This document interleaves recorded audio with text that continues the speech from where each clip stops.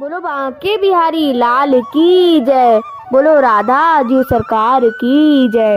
बोलो हरदास जी महाराज की जय। हेलो दोस्तों, राधे राधे, हरे कृष्णा। कैसे हो आप सभी? आशा करती हूँ बिहारी जी की कृपा से सब ठीक होंगे और बिहारी जी की कृपा से मैं भी ठीक हूँ। तो दोस्तों, आज मैं आप लोगों को एक कहानी सुनाऊंगी। तो कहानी शुरू करने से पहले अगर कहानी पसंद आए तो वीडियो को लाइक कर दीजिए। मेरी और नई नई कहानी और लीलाएं सुनने के लिए चैनल को सब्सक्राइब कर लीजिए और अपने परिवारजन और दोस्तों के साथ वीडियो शेयर कर दीजिए ताकि वह भी नई नई कहानियों और लीलाओं का आनंद ले सके। तो आइए कहानी शुरू करते हैं। और हाँ, उससे पहले कमेंट्स में राधे राधे लिखना बिल्कुल मत भूलिएगा। तो आइए कहानी शुरू करते हैं। एक बार एक पंडित जी थे। उन्होंने नदी के किनारे अपना आश्रम बनाया हुआ था। पंडित जी बहुत विद्वान थे। उनके आश्रम में दूर दूर से लोग ज्ञान प्राप्त करने आते थे। नदी के दूसरे किनारे पर लक्ष्मी नाम की एक ग्वालिन अपने बूढ़े पिताश्री के साथ रहती थी। लक्ष्मी सारा दिन अपनी गायों की देखभाल करती थी। सुबह जल्दी उठकर अपनी गायों को नहलाकर दूध धोती, फिर अपने पिताजी के लिए खाना बनाती। तत्पश्चात तैयार होकर दूध बेचने के लिए निकल जाया करती थी। पंडित जी के आश्रम में भी दूध लक्ष्मी के यहाँ से ही आता था। एक बार पंडित जी को किसी काम से शहर जाना था।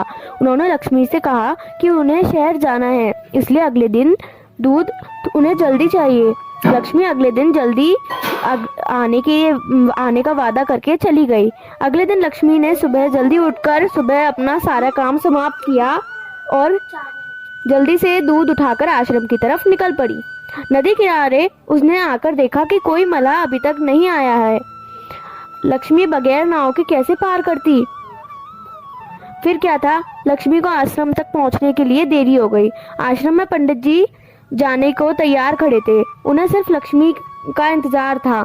लक्ष्मी को देखते ही उन्होंने लक्ष्मी को डांटा और देरी से आने का कारण पूछा। लक्ष्मी ने भी बड़ी मासूमियत से पंडित जी से कह दिया कि नदी पर कोई मल्लाह नहीं था, वह नदी कैसे पार करती, इसलिए देर हो गई। पंडित जी गुस्से में थे तो उन्हें लगा कि लक्ष्मी बहाने बना रही है। उन्होंने भी गुस्से में लक्ष्मी से कह दिया, क्यों बहाने बनाती है? लोग तो जीवन सागर को भगवान का नाम लेकर पार कर जाते हैं, तुम एक छोटी सी नदी पार नहीं कर सकती? पंडित जी की बातों का लक्ष्मी पर बहुत गहरा असर हुआ। दूसरे दिन भी जब लक्ष्मी दूध लेकर आश्रम जाने निकली तो नदी के किनारे मल्लाह नहीं था।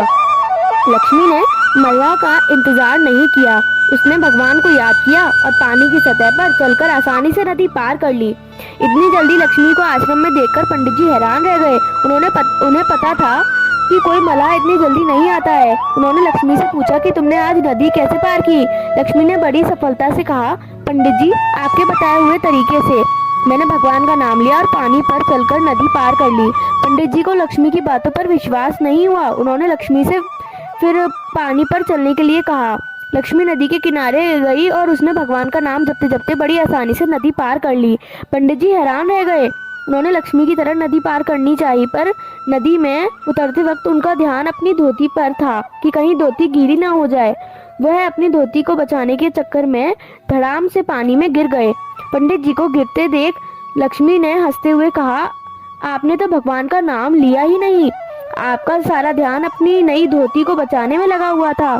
पंडित जी को अपनी गलती का एहसास हो गया। उन्हें अपने ज्ञान पर बड़ा अभिमान था, पर अब उन्होंने ज्ञान लिया था कि भगवान को पाने के लिए किसी भी ज्ञान की जरूरत नहीं होती, उसे तो पाने के लिए सिर्फ सच्चे मन में याद करने की जरूरत है।